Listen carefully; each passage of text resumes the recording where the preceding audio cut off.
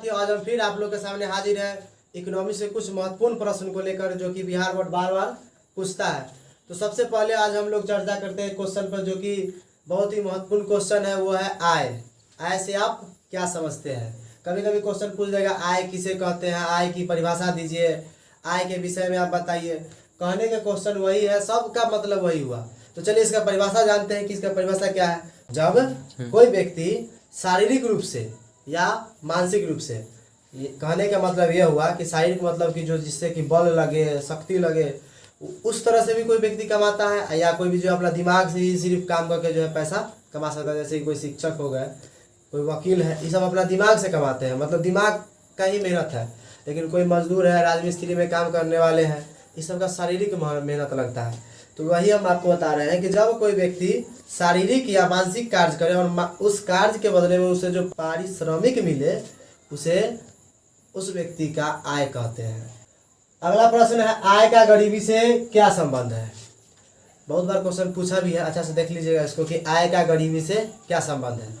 तो इसका आंसर दे सकते हैं कि आय का गरीबी से सीधा संबंध है। आय का गरीबी से सीधा संबंध है। यदि किसी व्यक्ति की आय कम होगी तो उस व्यक्ति की गरीबी उतना ही अधिक होगी। और आपको बता दें कि उस व्यक्ति की जीवन स्तर उतना ही नीचे होगा और वह पूंजी का निर्माण नहीं कर पाएगा, जिसके कारण उसका जो है देखा जाए तो गरीबी को जन्म दे देगा। और आपको बता दें कि यही जो है आय का सीधी गरीबी से संबंध है। राष्ट्रीय आय से आप क्या समझते हैं? राष्ट्रीय आय से आप क्या समझते हैं? तो इसका भी परिभाषा हम दे सकते हैं कि राष्ट्रीय आय का मतलब होता है किसी देश में एक वर्ष में उत्पादित वस्तुओं एवं सेवाओं के मौद्रिक मूल्य को ही हम राष्ट्रीय आय कह सकते हैं। अगर ऐसे नहीं समझ में आता तो एगो ओरली अगर हमको समझना आता है, जैसे मान लीजिए कि एक देश है, उसको एक घर मान लीजिए, और जैसे एक देश है उसको एक घर मान लीजिए, और घर में जो भी हमारे परिवार के सदस्य हैं, चाहे अलग अलग भले ही काम करें, तो अलग अलग सदस्य जो भी कमाते हैं एक साल में, तो जो उनका कमाई होगा वही उनका राष्ट्रीय आय हो जाएगा। सेम उसी तरह से देश में आ जाए कि एक देश भर में किसी भी तरीके से पैसा हो, अलग अलग है कमाने का, सबका अलग अलग रोजगार है, तो वो जो रोजगार से जो भी पैसा आएगा एक वर्ष में, वही देश की आय कहलाता है।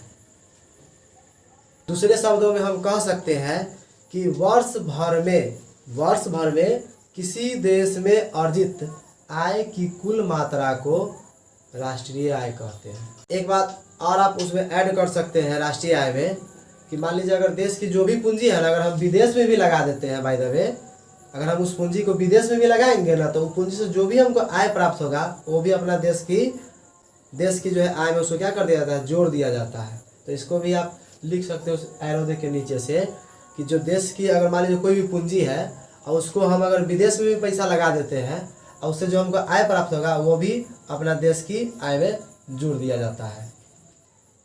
अगला प्रश्न है, प्रति व्यक्ति आय से आप क्या समझते हैं? यह भी क्वेश्चन बहुत बार पूछा है, 13 में, 19 में, 15 में, इस सब में पूछा हुआ क्वेश्चन है कि प्रति व्यक्ति आय से आप क्या समझते हैं। तो इसका भी परिभाषा बहुत ही आसान से हम दे सकते हैं कि जब किसी देश की कुल आय में उस देश की कुल जनसंख्या से भाग देंगे और जो भागफल आएगा ना, उसी को हम कहेंगे प्रति व्यक्ति आय। अगर आपको जैसे में समझ रहा है, तो मान लीजिए कि एक देश है, उसकी कुल आय है 10 लाख। कितना है? 10 लाख। अब आए उस देश की जनसंख्या है 5 लाख, तो भाग दे दीजिए, और जो भागफल आएगा वही उस देश की प्रति व्यक्ति आय कहलाएगा। अगला प्रश्न है, सकल घरेलू उत्पाद से आप क्या समझते हैं? सकल घरेलू उत्पाद से आप क्या समझते हैं? देखिए, इसको ही हम इंग्लिश में कहते हैं जीडीपी, ग्रॉस डोमेस्टिक प्रोडक्ट।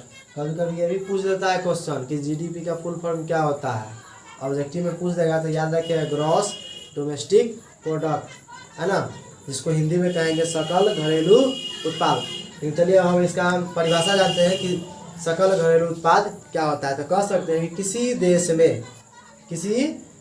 में एक वर्ष में उत्पादित वस्तुओं और सेवाओं की कुल मात्रा को, यहाँ पर सिर्फ वस्तु और सेवाओं की बात कर रहे हैं हम, वस्तुओं और सेवाओं की कुल मात्रा को सकल घरेलू उत्पाद कहते हैं। जैसे में अगर हम ले सकते हैं कि मान लीजिए अपना एक घर है, अपना घर में एक साल में जो भी चीज़ का उत्पादन होगा ना, जैसे कि अगर खेती पे आ जाते हैं तो एक साल में हम लोग धान भी उगा सकते हैं, गेहूँ भी उगा सकते हैं और मकई भी उगा सकते हैं। तो एक साल में जो भी हम फसल को उगाएंगे, चाहे जो भी वस्तु, फसल को हटा जो कोई भी वस्तु का एक साल में अगर हम उत्पादन कर लेते हैं तो जो पूरा उत्पादन जो है ना वही हमारा जीडीपी कहलाएगा। अगला प्रश्न है, कुल या सकल राष्ट्रीय उत्पाद से आप क्या समझते हैं। कभी कभी क्वेश्चन पूछेगा सकल राष्ट्रीय उत्पाद से आप क्या समझते हैं, और कभी क्वेश्चन कह देगा कि कुल राष्ट्रीय उत्पाद से आप क्या समझते हैं। इसमें जो है कोई खास बात कुछ नहीं है, दोनों सेम है। तो चलिए इसका आंसर जानते हैं कि किसी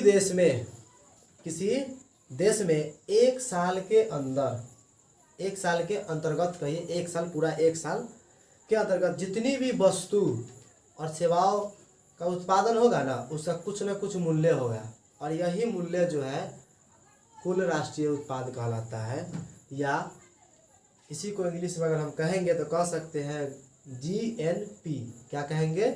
जीएनपी यानी ग्रॉस नेशनल प्रोडक्ट।